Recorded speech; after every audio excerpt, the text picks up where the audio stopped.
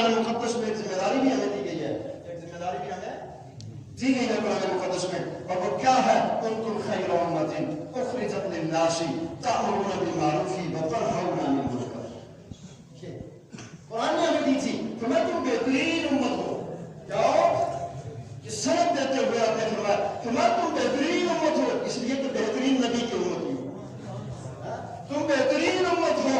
فرمایا تمہیں لوگوں کی طرف ہم نے نکالا ہے، کام کیا کرنا ہے؟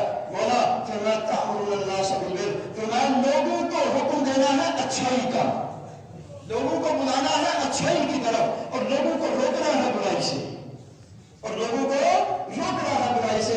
اب یہاں پر یہ صرف مخاطب خطاب علماء سے نہیں ہے، صرف خطاب مفتیوں سے، صرف خطاب مفتیوں سے نہیں ہے، محدثین سے نہیں ہے، یہ عامت الناس اور عام امت محمدیہ سے ہے، سارے لوگوں سے. اور نبی اکرم صلی اللہ علیہ وسلم کے پاس پہنچے تو حضور فرماتے، حضور بھی دیتے ہیں، فرمایا بلی قرآنی بلو آیا، فرمایا ایک ہی مسئلہ تمہیں کیوں نہ یاد ہو، وہ بھی جا کر دوسروں کو پہنچا، وہ بھی جا کر دوسروں کو پہنچا. اور یہیں تک نہیں فرما دیا کہ پہنچانے سے ہو جائے گا، نہ حضور اکرم مجسم صلی اللہ علیہ وسلم نے ارشاد فرمایا، بتائیں ہمارے لیے نبی کے حکم سے بڑا کسی کا حکم ہو سکتا ہے؟ نہیں ہو سکتا.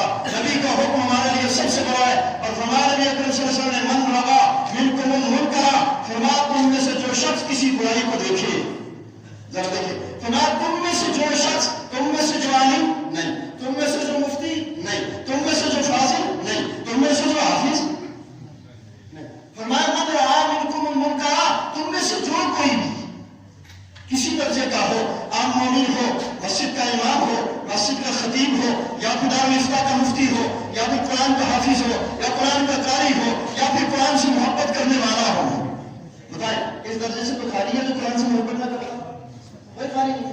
جو قرآن سے محبت کرنے والا، تم میں سے جو کوئی بھی، حضور فرماتے کسی برائی کو دیکھے فَلْيُغَيِّرْهُ